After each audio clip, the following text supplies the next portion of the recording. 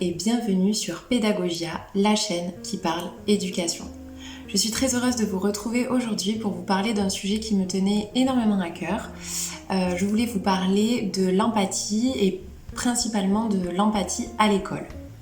Je ne sais pas si vous en avez déjà entendu parler, mais au Danemark, il y a une nouvelle vague qui est en train de se créer et des cours d'empathie sont désormais mis à disposition des enfants à partir de 6 ans et ce jusqu'à 16 ans. Avant de commencer cette vidéo, je voulais me présenter. Je suis Cassandre, passionnée d'éducation depuis maintenant très longtemps. J'ai créé la chaîne Pédagogia il y a maintenant quelques mois. Vous pouvez y regarder des vidéos autour du thème de l'éducation, mais également écouter des podcasts. Vous avez aussi la possibilité de consulter le site internet de la chaîne, sur lequel il y a des articles toujours en lien avec l'éducation. Je vous mets le lien en barre d'infos. Je voulais aussi vous reparler de la fonction de la cloche pour les abonnements qui vous permet en fait d'avoir une notification dès qu'une nouvelle vidéo sort. Revenons donc à notre sujet principal, l'empathie à l'école. Effectivement, au Danemark, les cours d'empathie ont été rendus obligatoires pour les enfants entre 6 et 16 ans. Une fois par semaine, les enfants sont amenés à décrire les émotions qu'ils peuvent par exemple voir sur des images, puis sont ensuite invités à discuter, à échanger à propos de leurs ressentis. Alors évidemment, ces cours ne se présentent pas comme des cours de français ou de mathématiques classiques. Disons que c'est plutôt une façon de donner un temps à l'empathie dans la semaine de chaque enfant. Et cela se fait généralement par le biais d'activités ludiques. Mais finalement, l'empathie, c'est quoi ? C'est le fait d'avoir conscience de l'autre et de ses différences. Et c'est ça qui va nous permettre de nous mettre plus facilement à la place de l'autre. Une étude très intéressante a été réalisée par l'Université du Michigan. Elle a permis de récolter des données sur près de 14 000 étudiants sur une trentaine d'années aux États-Unis. Cette étude a par exemple révélé qu'il y avait une forte baisse d'empathie depuis les années 2000. Effectivement, les élèves auraient un taux d'empathie environ 40% plus faible que leurs homologues il y a 20 ou 30 ans. Bien que cette étude soit à prendre avec des pincettes, étant donné que nous n'avons pas accès à toutes les caractéristiques techniques de réalisation et que les personnes étudiées sont uniquement des personnes américaines, les résultats sont toutefois intéressants et parlent d'eux-mêmes. Je vous mets le lien de l'étude en barre d'infos. Mais quelles seraient les causes d'une telle baisse d'empathie ? Ce qui ressort le plus souvent, c'est le contact à l'écran et principalement le contact aux réseaux sociaux, qui, bien que facilitant les rencontres et les échanges, vont finalement également permettre de se déconnecter en cas de difficultés sociales ou de situations dérangeantes ou troublantes. Ce qui permet en fait de ne pas être mis face aux problèmes. C'est ce qui peut provoquer des échanges parfois biaisés ou artificiels. Et effectivement, étant donné qu'un enfant passe entre 24 et 26 heures à l'école ou au collège, pourquoi ne pas utiliser ce temps pour faire en sorte qu'il développe son empathie ? Cette démarche semble saine et pertinente.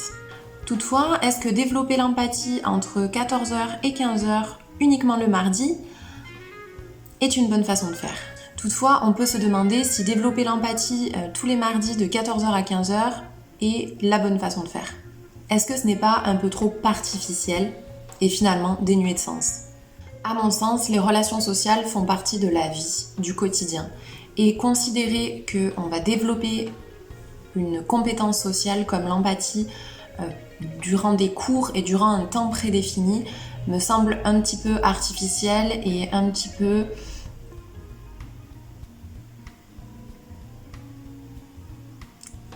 peu trop froid pour que ce soit réellement utile et réellement pertinent pour l'enfant. Selon moi, c'est plutôt une compétence qu'on peut développer à travers des moments de vie quotidienne, dans l'école certes, mais qu'on peut développer régulièrement et tout au long d'une journée. Pour vous donner un exemple, le moment d'un conflit peut être un excellent moyen d'accompagner l'enfant dans le développement de son empathie.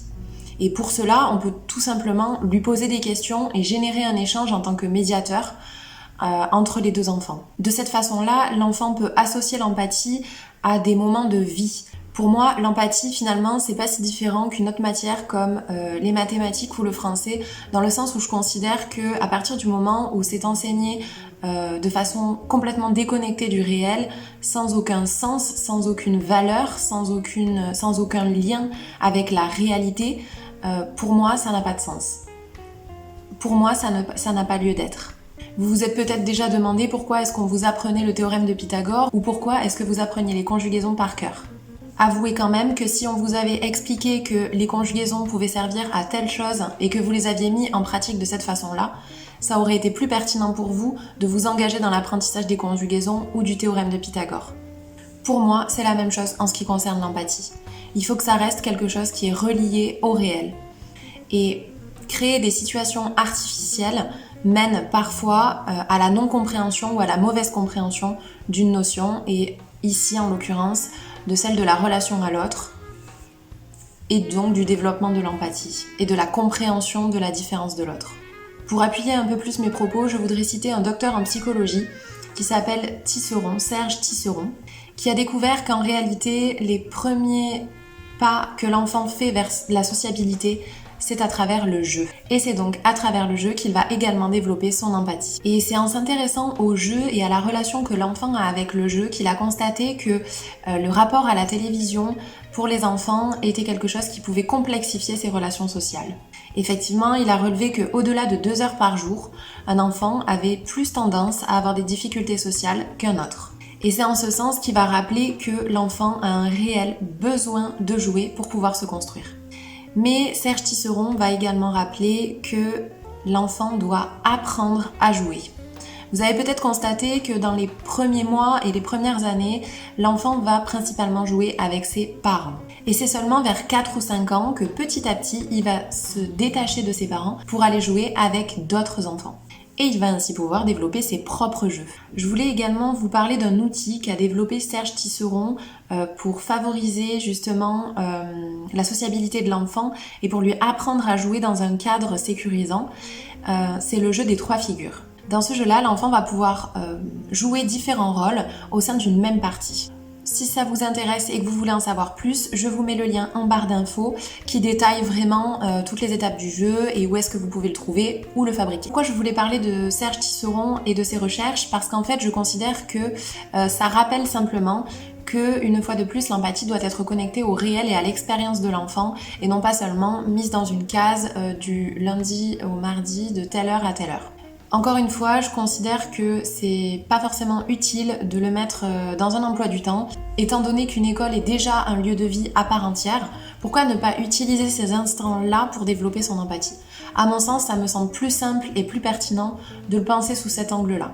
Encore une fois, c'est comme considérer que l'enfant ne va apprendre à parler que à l'école, ou ne va apprendre à écrire que à l'école, ou ne va apprendre à découvrir la nature que à l'école. Alors qu'en réalité, quand vous l'amenez dans un parc, il est aussi dans une démarche de découverte. Quand vous l'amenez au musée, quand vous l'amenez à la bibliothèque, il est aussi dans une démarche de découverte. Et c'est même ce qui va favoriser la consolidation de ses savoirs, puisque ça relie aussi l'enfant à ses propres... Ça relie aussi l'enfant à la construction de ses propres apprentissages et c'est ça finalement qui va les ancrer et qui va les consolider. N'hésitez pas à me dire ce que vous pensez, vous, de cette démarche du Danemark de vouloir créer un temps dédié pour le développement de l'empathie à l'école.